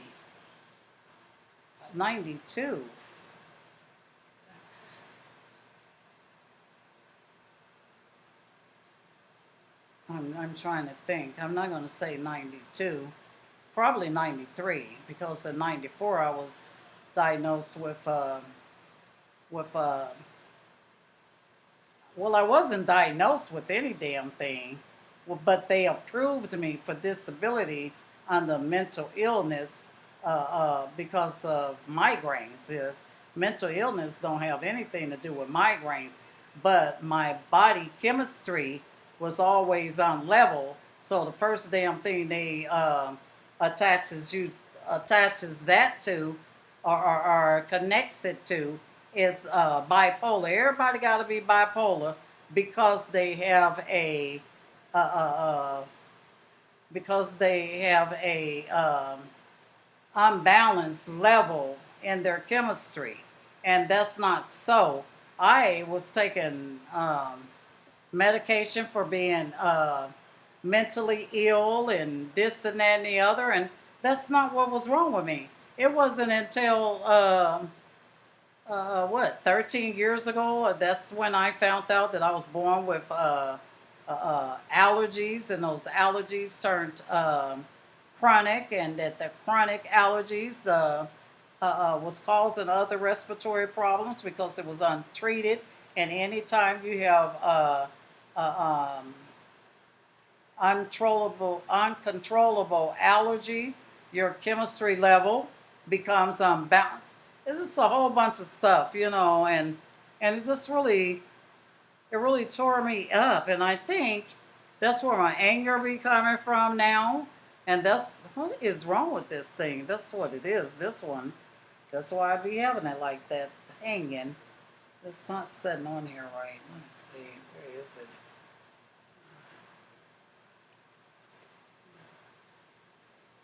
I'm trying to see. Oh, excuse me. Sorry. It is not supposed to fit like that. That means this is not right. There we go. I hate when it does that, because then you got to take that off and do it the right way. Otherwise, you're going to be just still trying to struggle. And yes, my hair I haven't did nothing to my hair but took my fingers and rubbed it back, basically. So yeah, it is nappy. Yeah, it is. Okay, so I'm going to do it like that. I'm going to do this here like this. And then this, see how much farther it hangs, but just to be here or there or whatever. But yeah, I went through a lot growing up, all because of being gifted. I mean, all this stuff, these attacks, the rape and everything else was meant to destroy me completely. And then as I started realizing within the family, they were sabotaging me because of being jealous, because they already, who knows you better than those who are very close to you that happens to be your siblings? No one. And then I never ever, uh, since I was an adult, I hung around anybody but my sisters. That's what fucked me up. How in the hell for all these things be going on with me, and I have all these enemies when I don't do anything, I don't go anywhere, I don't hang out at clubs. I'm talking to a man that's jealous as hell, who does nothing but beat me. I'm like, where's all this shit coming from? And it was always them. They were the person that introduced me to the man who was beating the hell out of me later on in life. And they were the ones telling me that I need to stay with them because I had kids by them. They were the ones hating on me because of my gifts and couldn't understand why I always had this, that, and the other, and they didn't have a damn thing. They were the ones that always tried to figure out a way to knock me down, keep me oppressed, upset, and everything else, because they did not like the fact that every time you turn around, I was just full of life, so vibrant. But they did not understand that I was so full of life and so vibrant because that's how God had me. He did not send me here to be oppressed and down and sad. And even the ones that misused me, they started telling off eventually on their own as I started focusing my attention more so on him. Even when they tried to oppress me, even when they tried to tear me down, even when they tried to beat me down or keep me down, as long as my attention was still on the one thing that he sent me here for, it was a struggle, but he was bringing me through it. He was bringing me through it. Yes, he was bringing me on through it, And so it got to that point where once he brought me through it, and I no longer really needed it like I thought I did. That bond with my family. He started causing me. This wasn't something I was doing. He started causing me to walk away from them, and that's exactly what I was doing. I started um, hey, I'm not trying to be on this level. I'm not trying to be like this. If I got to be like this to be around you, I'd rather not even be around you because this is bringing me out of my character. So uh, uh, I started pulling away from my family, and oh God, they really started getting hot at the mind, the heart, the hands, or something, because that made them furious. And then it was really on, uh, taken out to destroy me. And um, I'm sorry, my lips is they're dry because I had to cut the air on, and I don't know why I don't feel the air, but I feel the fan. It stays on me constantly.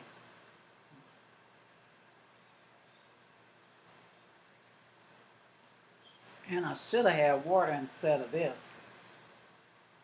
This is not helping me at all. Mm.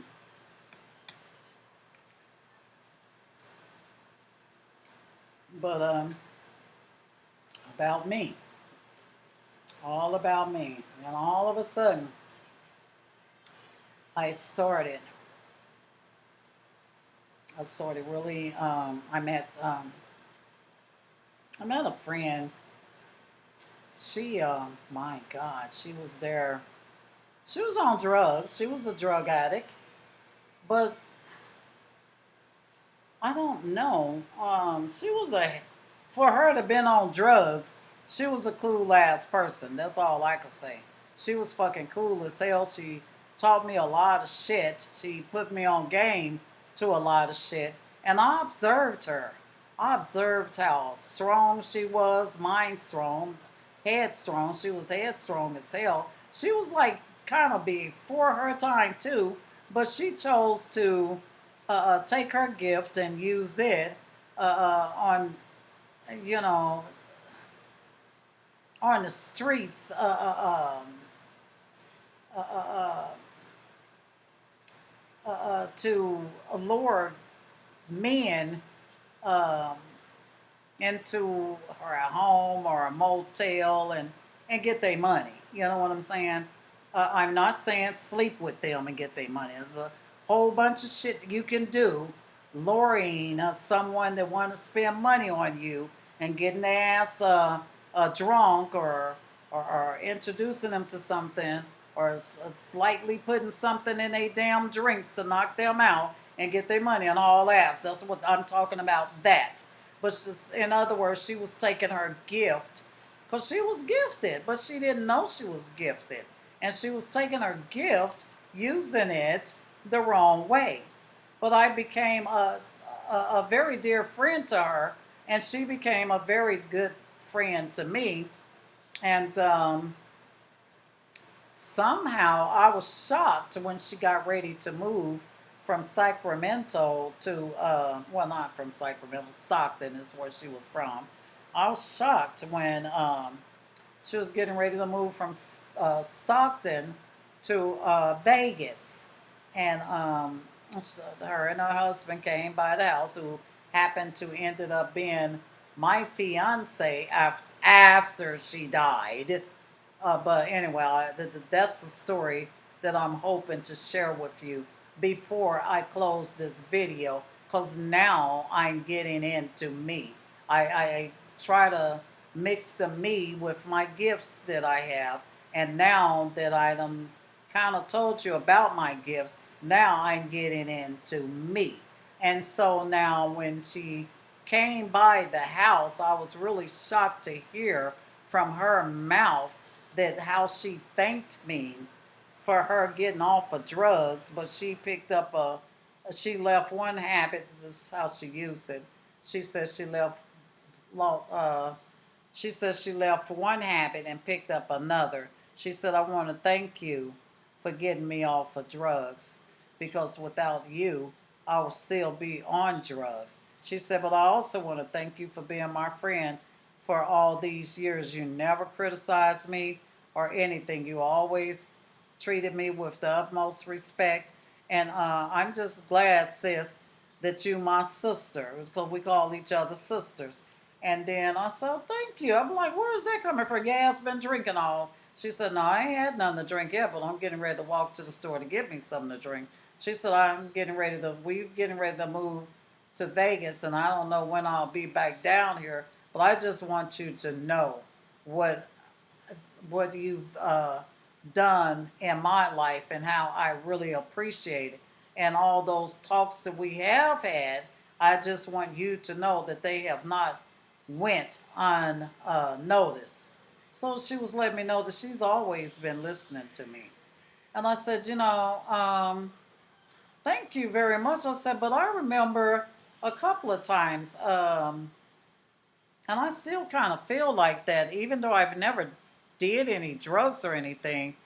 I remember a couple of times, probably, perhaps, maybe wanting to come to you, and because you was my friend and everything, but just ask you that you want to get high together. And she slapped the shit out of me, and she said, "B, you better not ever use that stuff. You don't use it, and I'm glad you don't use it because by you not being a user, you are the person that converted me back over to the old me, that kept me off of this stuff and gave me something to look forward to want to change." And she said, I bet not even ever hear of you even trying to do that shit.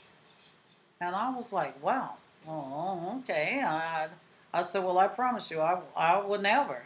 But I'm just saying because you used to do it. She said, don't do what I do. Just do what I tell you to do. And I left it at that. That let me know that she had real love, real strong love for me as a sister, which is why she told me that. And so they left. They moved to Vegas.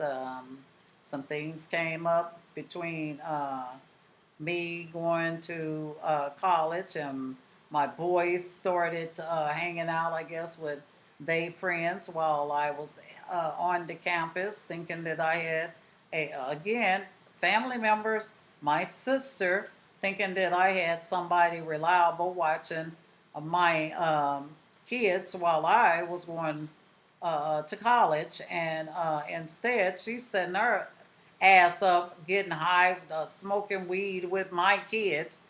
I don't even get high with my kids. My kids are grown now, and I am not going to smoke no weed with them. I am not going to drink no liquor. I keep that division of me and my kids exactly what it is, a division. I am the adult, I am the mom, I am the parent, and you are the child. If you want to get drunk or whatever, high or whatever the case may be, you need to be doing that with your friends, not your damn parents. And your parents need to be doing it with they damn friends and not they kids. I am not trying to be my kid's friend. I am only trying to be the best parent that I possibly can, because parenting do not come with a book of instructions. You know what I'm saying? But everybody seems to have an idea of how to be a parent, and especially these no bearing ass damn parents. You got a whole bunch of people that don't have kids, can't have kids, and those are the damn ones that's all in for the children and family service bullshit, so that perhaps maybe they take their kids from the parent and give them the damn kids, and they don't know anything about parenting. So anyway, I'm gonna leave that to the Most High, because I'm telling you, I've been through it. That's an ordeal to itself. I lost all of my kids, every damn last one of my kids, to the system at one point in time. So that's why I said that's a story within itself too. But it's about me, putting me out there so people can hear what the hell I done been through life. and how I kept going through shit and kept going through shit and kept going through shit all the way up until last year. Last year is when I made a difference to me. Last year is when I had to stand up and there would be no more of this. Voice in my opinion. The enough is enough. I done took all that I can take and I can't take no more. I turned into Popeye. Shit, wait a minute here. Hell no. And so now, when I do my videos, I do my videos with boldness because I'm standing on my truth. I'm standing on my word. And most importantly, I'm finally doing what my father called me to do and the way that he want me to do it. And how he want me to do it. And I'm so happy within me. But at the same time, there's some bitterness because of the shit that I had to go through to get where in the fuck I'm at now. You know what I'm saying? And so that's where the aggressiveness, I said it in my last video and the video before that. I don't understand how I could be so sweet until I do a video. And then once I could do a video, I'm so aggressive. But it's coming out through the video. That's where the aggressiveness is coming from. The aggressiveness is making me push it out. So the world can hear what I went through. And the world can feel where I'm coming from. And the world can see where I'm going now as I hold myself up like a woman. And I be the woman that I am. But not just the woman that I am, but the child, the real true child of the Most High. So, I'm just trying to push it out there. I'm going to be making a 3. But before I make a part 3, I'm trying to make some time to explain the why I'm saying that too. The why it's been so hard. Okay, when they went to Vegas and I went to Illinois, that's when I lost all of my kids because my sons kept getting in trouble. They ended up pulling me out of one of my classes because my damn son then went to the airport, him and his friends, and they done moved a plane from one side of the airport to the other side of the airport, and the people were like, I don't know what he planned on doing with the plane. He wasn't going to fly it. He couldn't fly it. But the point is, he moved it. And then the other son got caught with one of his friends stealing a bike. He wasn't stealing the bike because, of course, I kept my kids with everything that they needed. My kids had places on Friday and Saturday. It was mandatory. One place was Scandia. It was mandatory for them to go to Scandia either Friday or Scandia either Saturday. That's fun time for them. That's riding. That's like going to Six Flags or something, but a little short, like the county fair or something, kind of like that, but not the county fair. It's just a fun center that offers all of that.